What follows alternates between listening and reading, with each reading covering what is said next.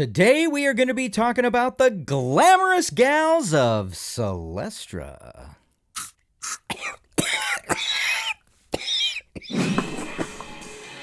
Breath spray?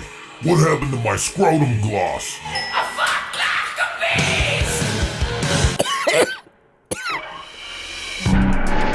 beast! Hidden from all logic, beyond the scope of perception, in a dusty plastic corner lies the secret compartment.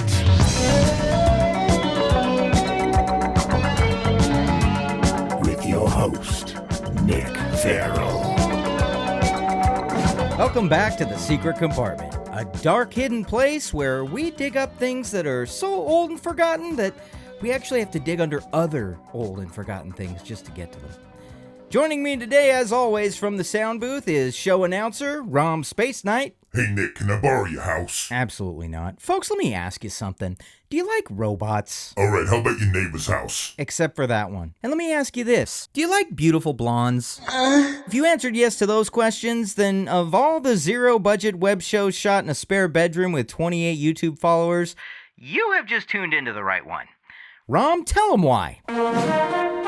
From the genius minds at Playco Toys, it's 1986's Celestra, which sounds an awful lot like this antidepressant my bookie Angelo was on before he tried a holistic alternative made from monkey teeth that he had to buy from this nail salon in Chinatown. It didn't work and he ended up hanging himself outside of Chipotle on Columbus Day. Anyway, Celestra's the name of this broad, and I don't know who her friends are, but I wouldn't kick them out of bed for eating crackers.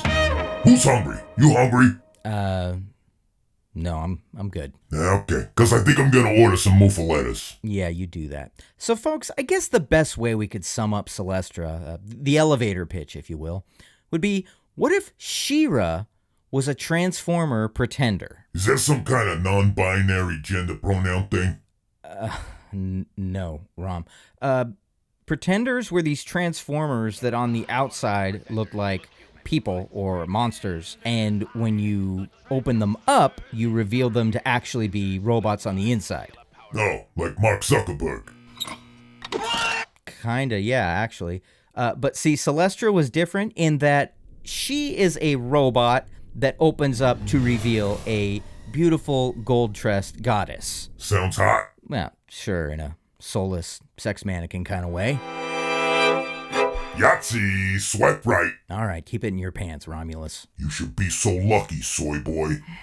So, aside from the Zuckerberg sex doll stuff, Still hot. here's the thing that's interesting about this line.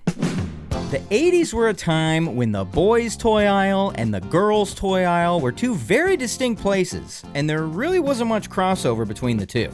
But Celestra was one of those rare toy lines that kind of blurred the line between a boy's toy and a girl's toy. You see, on one hand, they were clearly going for this transforming robot thing, which was generally a play pattern for boys. Well, boys and that one girl on my church softball team that looked like Scottie Pippen and wore Oakleys. But then on the inside, it's all blonde locks and sassy little combs for hours of decidedly more girlish play.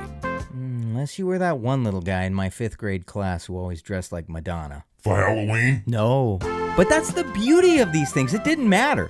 Anybody could play with Celestra. And there weren't really that many to play with, being that there was just one wave of 4 figures.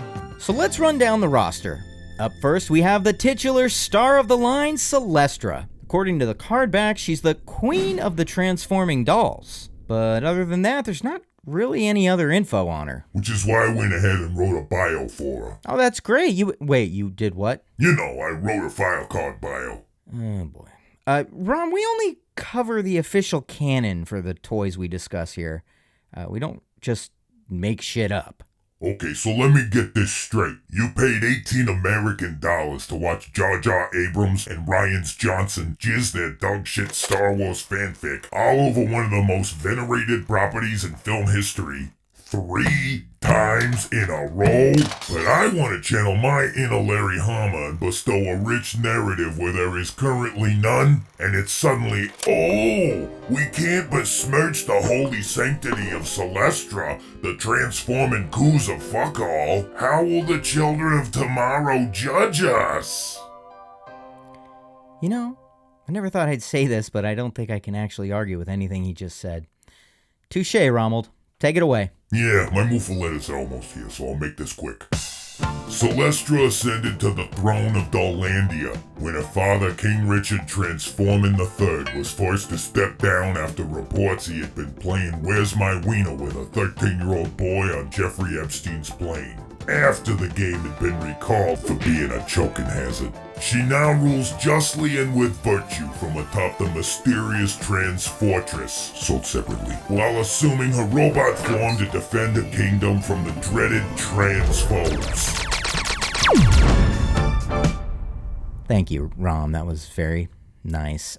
Folks, just for the record, there never was any kind of Trans Fortress playset or transphobe villains in the line. Rom just made those up. And Ryan's Johnson made up those turtle nuns. What of it?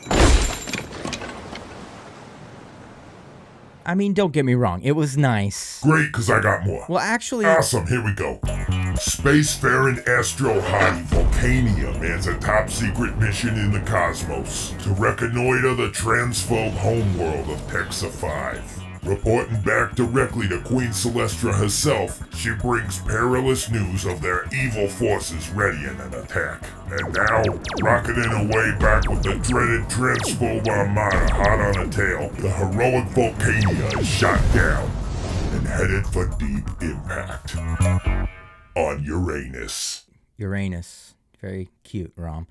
Now... Not done. Zala was a rich girl whose Protestant daddy reneged on his promise to buy her a Corvette for a sweet 16 after she refused to break up with a Puerto Rican boyfriend. As revenge, she went to a high-end plastic surgeon and had him turn her into a car. Now Benito gets to look under her hood every night, and daddy can't do nothing about it. Honk honk! Well, there's one more. You may as well just do them all. Ace pilot Saturnia graduated top of a class from the Top Gun Academy and has the wings to prove it. And though her rebellious devil-may-care attitude has landed her in just as much hot water as it has on flight decks, she currently patrols the skies of Dollandia to ensure that former King Richard isn't violating any board game recalls with underage boys on Epstein Airlines.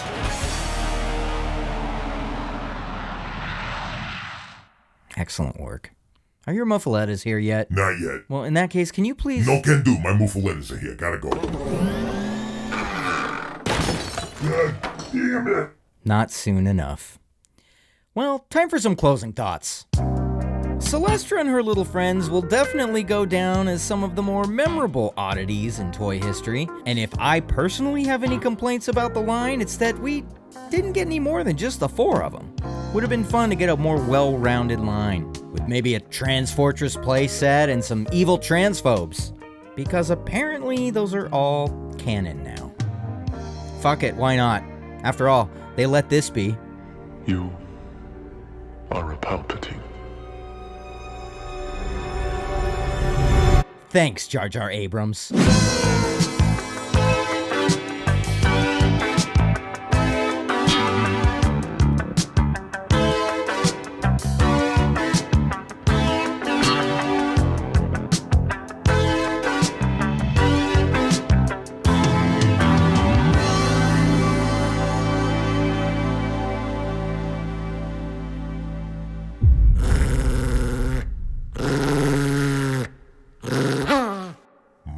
This is gonna hit the spot.